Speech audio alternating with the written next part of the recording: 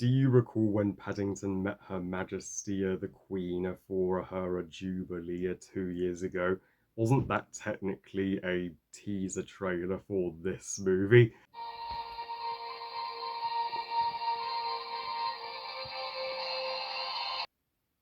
Let's prepare for Paddington, Paddington in Peru. He's coming to stay from far away, and there's so much to do. Paddington in Peru, or Paddington 3, whatever you want to call it. So directed not by Paul King this time, but by Dougal Wilson, who takes over director's chair now that Paul King is firmly in Wonka land, with even plans for a Wonka sequel. And Paddington in Peru, of course, it's the third and final installment of the Paddington trilogy, even if a Paddington 4 is being planned for the future. But to me, that is a complete and utter cash grab. 3 is enough. Paddington in Peru tells the story taking place right where Paddington 2 left off after Aunt Lucy came to visit Paddington in London. And Paddington is writing a letter to Aunt Lucy about how happy he is in London, though the Brown family, despite living in the same house together, are not exactly interacting with one another anymore, until Paddington gets a urgent response from the nun, played by Olivia Colman, at the Home for Retired Bears, that Aunt Lucy is missing him. So Paddington and the Browns take a trip to Paddington's homeland in Peru to visit Aunt Lucy, though discover that she has vanished and nobody has any idea where she is in the Amazon. So her brave nephew and the Browns are accompanied by Antonio Banderas and his daughter Gina on a quest to find not only Lucy but the lost city of El Dorado. Now, I will give as little spoilers in this review as possible, as this movie doesn't release in the US and other countries until January 2025, which is kind of unfair that the US has to wait that long. Even if Paddington is a British film, and it has always been a pattern that the UK has gotten the Paddington movies 2 months early. But don't worry, to all non-UK viewers of this review, there will be no spoilers. Paddington 3 was greenlit before even Paddington 2 released, so boy did Paddington in Peru have expectations to meet, as Paddington 2 raised the bar so impossibly high that how could Paddington in Peru have possibly surpassed it? And now, 10 years after the first Paddington, 7 years after Paddington 2, yeah, how does it stack up in comparison to its two predecessors? Uh, not bad, Dougal Wilson, but you could have done just a little better. Paddington in Peru is for sure the weakest of the Paddington trilogy. I think Paddington fans will enjoy this movie to a degree and should still see it. Just don't expect a masterpiece. And right off the bat, I think this film, not reaching, the heights of the first two is to do with the change of director. Dougal Wilson, this is his film debut, and he does do a solid job. He still makes the movie heartwarming and fun, no question, and he gets the family themes right, but he's no Paul King, and as a result, the film is high on whimsy, yes, but has none of the edge or peril that was present in the first two Paddington movies, especially in Paddington 2.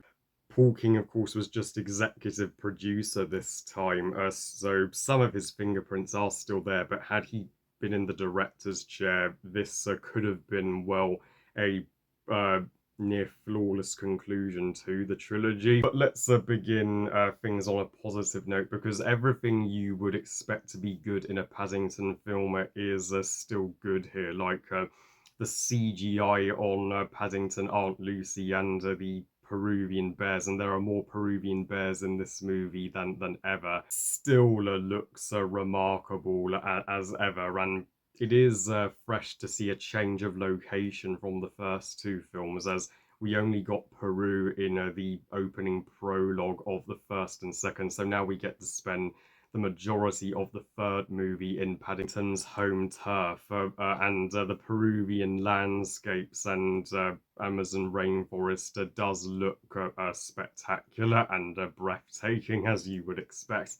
Olivia Colman of the supporting cast as the nun and head of the Home for Retired Bears, as she steals the show what completely, and her her constant smile is so uh, brilliant. I have no idea how she was able to hold that smile the entire time she was acting here, but that goes to show how extraordinarily talented she is. And yes, Antonio Banderas is in this movie, and he is a hoot, and the gag about him constantly talking with his ancestors in his head is what one of the jokes that did work for me.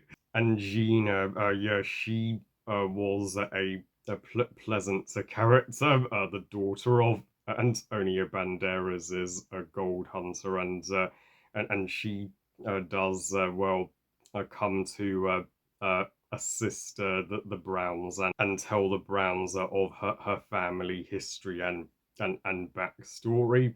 Ben Woodshaw and Imelda Staunton both are still terrific as Paddington and Aunt Lucy, uh, and most of the Browns. I will talk about the obvious recast is character in a moment, but at least most of the Brown actors reprise their roles here, from Hugh Bonneville as Mr. Brown, and he as a brand new boss and an American businesswoman, and she's so much like Hayley Atwell, but she tells Mr. Brown to embrace the risk. And one other gag that worked is that he needs to overcome his arachnophobia, particularly with a Peruvian purple tarantula that's nearly as large as the Goliath bird-eating spider. Madeline Harris is certainly the better of the two returning younger actors as a Judy Brown. And my goodness, it was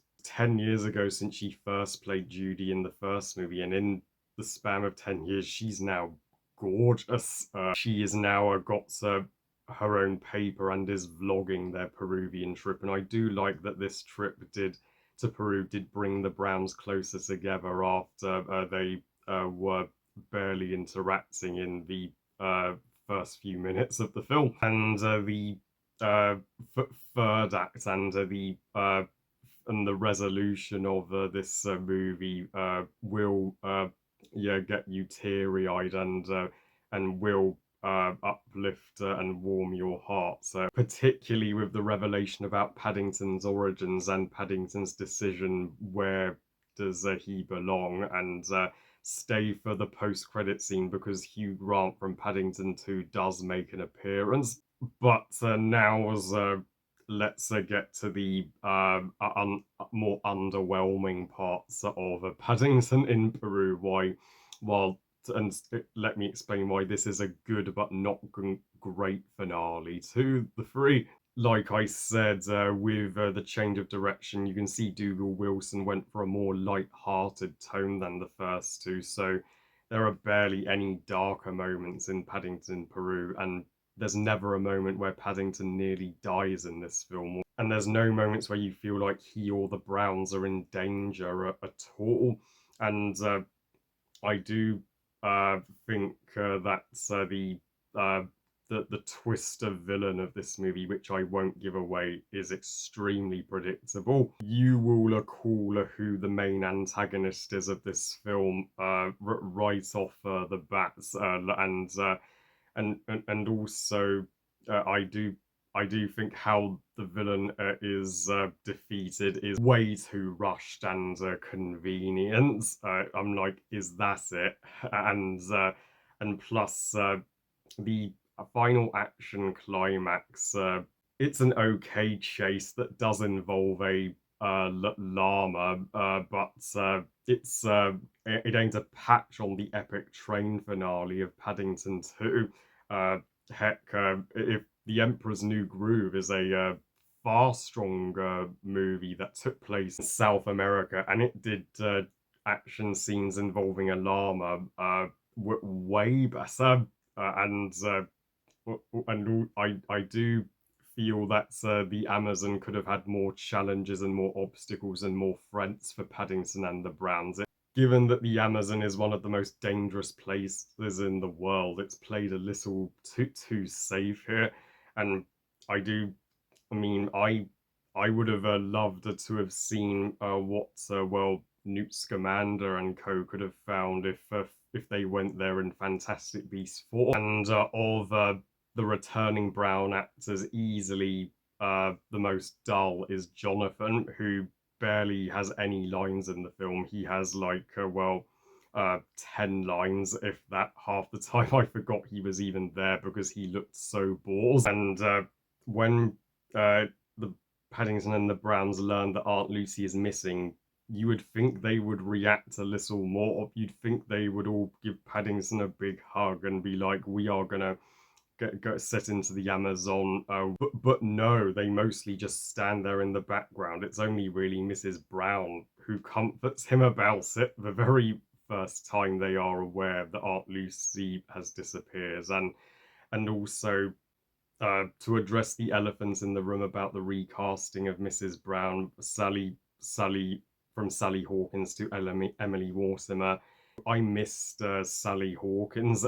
Emily Mortimer that does her best as Mrs. Brown, but you could tell she wasn't the same Mrs. Brown from the first two. So I do think this film would have benefited even more from having Sally Hawkins in it. So that's just my honest take. If the recasting doesn't bother you, that's totally fine. That's why personally this film just felt a little slightly out of sync from the first two for me because of the different director and different Mrs. Brown.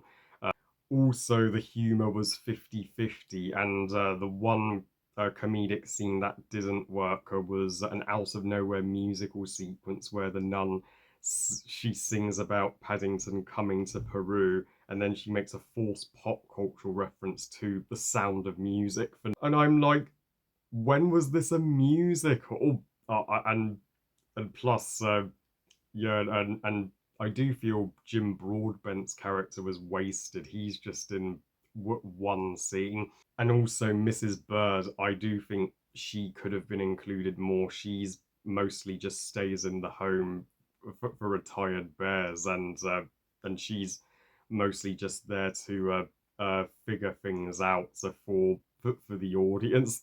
Though going back to the positives, the home for retired bears is a lovely new location and a ton of fun to see how elderly bears there are cared for by nuns, and there is and Her Majesty the Queen herself does make one brief cameo in a photo in Paddington's room, which did get me emotional seeing that. But overall, yeah, Paddington in Peru is still a lot better than most modern family blockbusters we get today. I would happily watch this and show my future kids this over an Illumination movie any day. Yeah, this is going to be the Paddington movie I go back to less than the first two. I give Paddington in Peru 3 stars out of 5. Good movie. So yeah, it's still far superior to both Ted movies, and yeah, Paddington still remains the greatest cinematic CGI bear. No offense, Ted, and Paddington. I gotta say, it's now the greatest British trilogies of all time. And just like Johnny English. Well, I love you guys. Thank you for watching. I hope you guys enjoyed this review. And what are your thoughts on Paddington in Peru? And which is your favourite of the Paddington trilogy. Please comment and let me know. Please like this video and subscribe. Please follow me on Twitter and on Instagram. And I'll see you next time when I reacted to things from D23 Brazil, and I will be seeing the brand new Lego movie Piece by Piece soon. And remember, movies are us. Bye, guys.